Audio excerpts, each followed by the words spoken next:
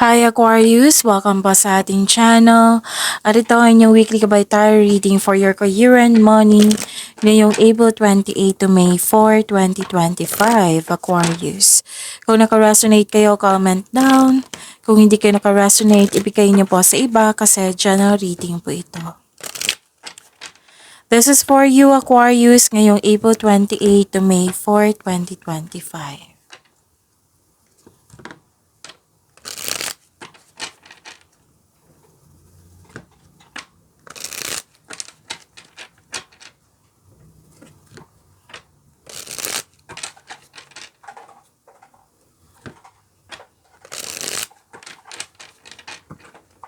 Para po ito sa inyo, Aquarius, ngayong April 28 to May 4, 2025, for your career and money.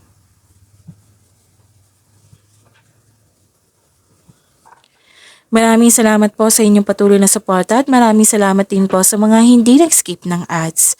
Gamitin ang reading na ito bilang gabay lamang sa mga hindi pa nag-subscribe. Subscribe na po kayo at click bell notification para malaman nyo na may bago tayong video. Para sa mga gusto magpa-reading po, may lumabas dyan sa screen nyo ngayon. Panoorin nyo po at sundin ang instruction.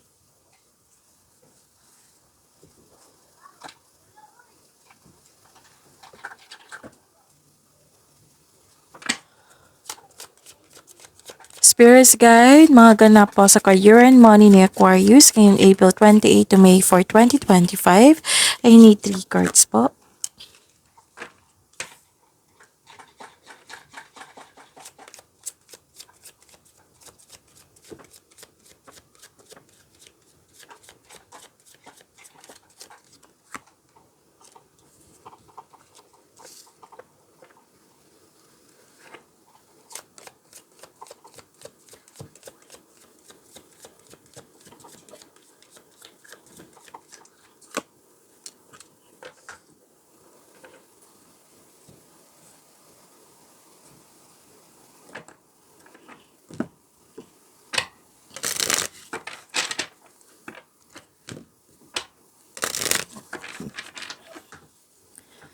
Spirits Guide, mga mensahe pa para kay Aquarius sa career and money.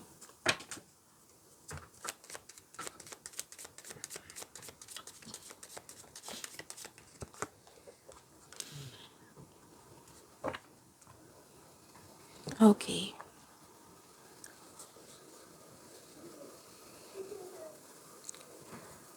Ngayong April 28 to May 4, 2025, for your career and money, Aquarius, may parating po na malaking pera sa inyo or dumating na.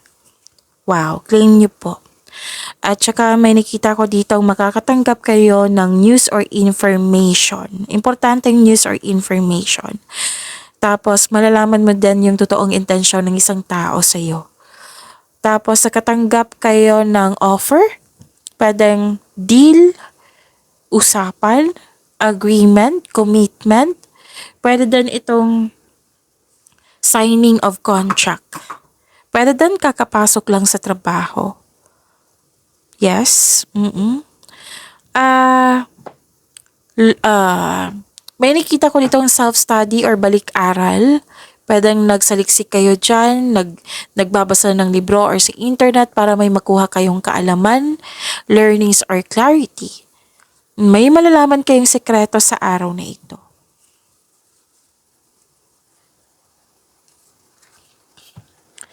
Okay, public face. Follow your heart, become who you want to be, earn a reputation.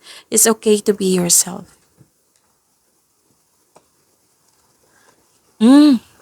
May warning dito, love affair.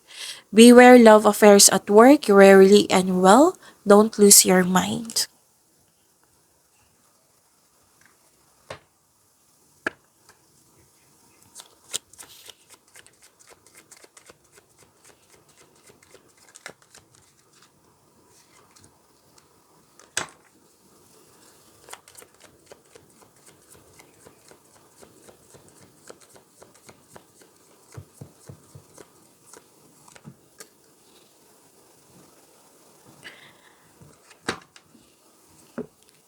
So, ano yung energy nyo sa career and money nyo, Aquarius?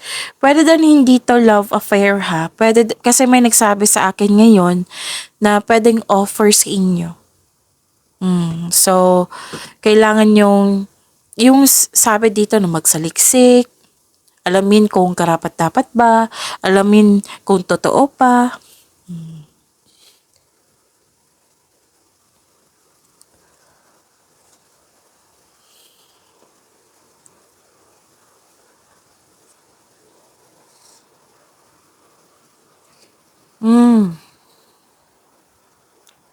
So, this is the third card na nagsabi dito. No, the second card na nagsabi dito na may mahilig magmanipula dyan. May selos, inggit, mahilig magmanipula. Pwedeng napanghinaan ka ng loob. Makinig po daw kayo sa inyong intuition. And believe in yourself, magtiwala sa inyong sarili. Kasi parang nauubusan ka ng tiwala sa inyong sarili dito. Or disappointed kayo. So it's time to reconnect to yourself, to your listen to your intuition, redirect your energies. Parang napanghinaan ka ng loob dito regarding sa opportunity. Parang miss opportunity ito. Or na-disappoint kayo kasi may naalala kayo sa nakaraan.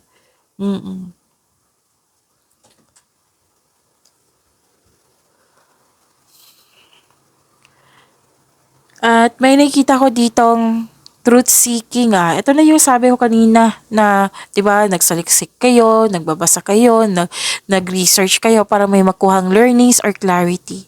So this is truth seeking, nanindigan kayo sa inyong desisyon. Ang pagiging mas paninindigan at nakatuon sa iyong layunin or proyekto ay magdadala ng pagbabago sa inyong trabaho.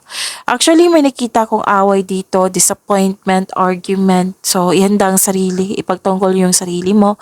Sa anumang paraan, syempre dito tayo sa right way. Tapos, may dumating na mabilis na balita, di ba? Lumabas sa oracle cards nyo, dito rin. So, may dumating, ang mabilis na pagdating ng balita ay bibigyan mo siya ng agarang aksyon. Pwedeng news or information to na bibigyan mo siya ng agarang action or reaction. Magdudulot ito ng baguhin yung kilos mo or magbabago yung isip nyo.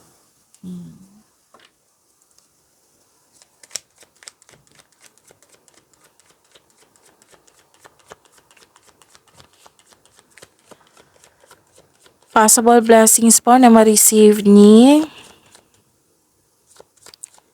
Aquarius sa career and money nila. Possible blessings na ma-receive.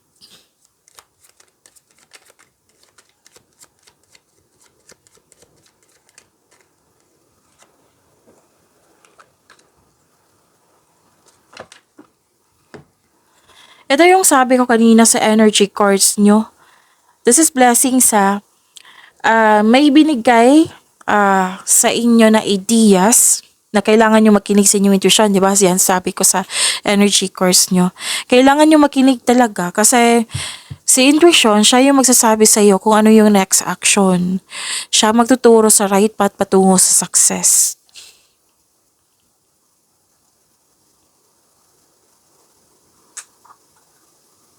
At malalaman mo din kung sino yung malulokong tao. So, mahalagang makipag-connect kayo sa inyong tuition ngayon.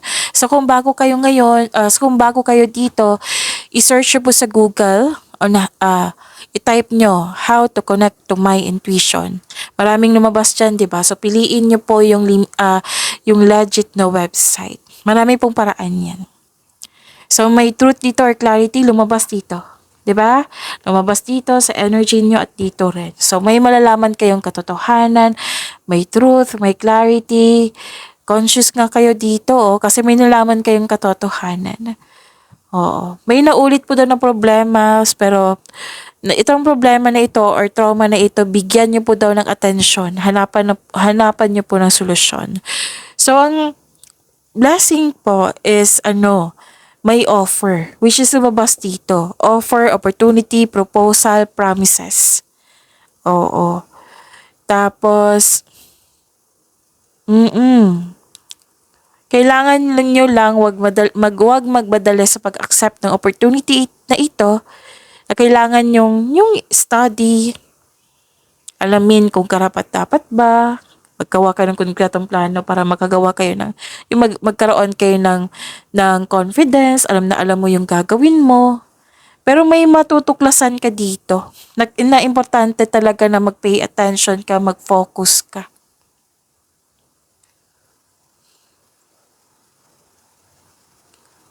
So may biglaang pagbabago po dito. O, ito na yung sinabi ko kanina sa oracle cards nyo na may sekreto na parating which may be shocking.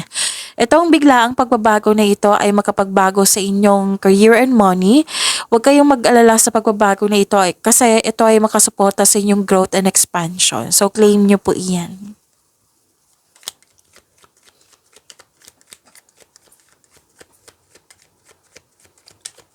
Spirits guide, challenges na ma-overcome ni Aquarius sa career and money nila ngayong April 28 to May 4.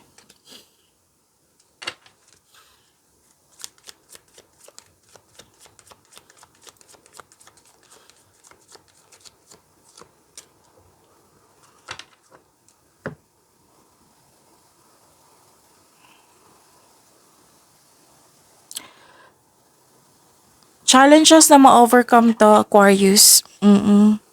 Emotionally drained kayo dito. Oh. Pwedeng sobra sa alak, sobra sa pagod sobra sa trabaho, sobra sa alak, sobra yung energy. Kaya na-drain yung energy mo. Oo, so pero most likely sobra to sa trabaho. Kaya na-drain yung energy mo. So kailangan ng pahinga dito. Okay, pwede din tatlong card kasi nagsabi dito na may tension sa isang tao na hindi totoo sa iyo. Tapos lumabas din dito yung magkakaroon ng yung affair. O lumabas pa rin siya dito. Baka committed kayo or married kayo tapos may attraction na nangyari. So you have to control it para you have to piliin nyo yung una yung piliin is yung peace of mind. Kasi sakit sa ulo yan affair, 'di ba? Love affair. Lumabas kasi siya so kailangan kong sabihin. It might be this is your concern sa isang tao or concern ito sa iyo. Okay? So pwede din yung offer na hindi totoo. Pwede na time kayo natanggapin ito, so be wiser.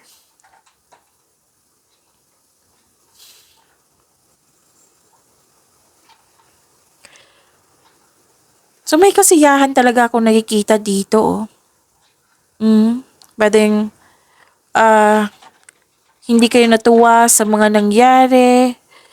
So sabi ng card dito, parang nag-decide kayo dito na hindi nyo i-celebrate. Okay. Okay, so correction po. Itama ko lang yung pagkakamali ko ha. Kasi na-mislook ko. So dalawang card po nagsabi dito na may celebration. Okay? May celebration po. Tapos, i-celebrate nyo po ito para magkaroon ng magandang flow of positive opportunities into your life. 'Di ba? Yung celebration, yung success is a gift from the universe. That is a positive energy. Kung i-celebrate nyo ito, i-acknowledge mo yung bigay ng universe sa iyo, mas mahahatak pa kayo ng positive energy flow. Yung blessings, mas ma-invite nyo. Okay? You deserve to celebrate your success. Sabi po ni cards nyo po, Aquarius. After nitong reading na ito, may love reading kayo. So, sa mga interested sa love reading, after nitong reading, may love reading kayo. So, isipin nyo po yung person nyo, kung curious ka sa kanya, kahit crush mo yan, kahit maliligaw yan, kahit loss of connection yan, basta may nangyaring connection. So, isipin niyo po siya ha, and see you after this video.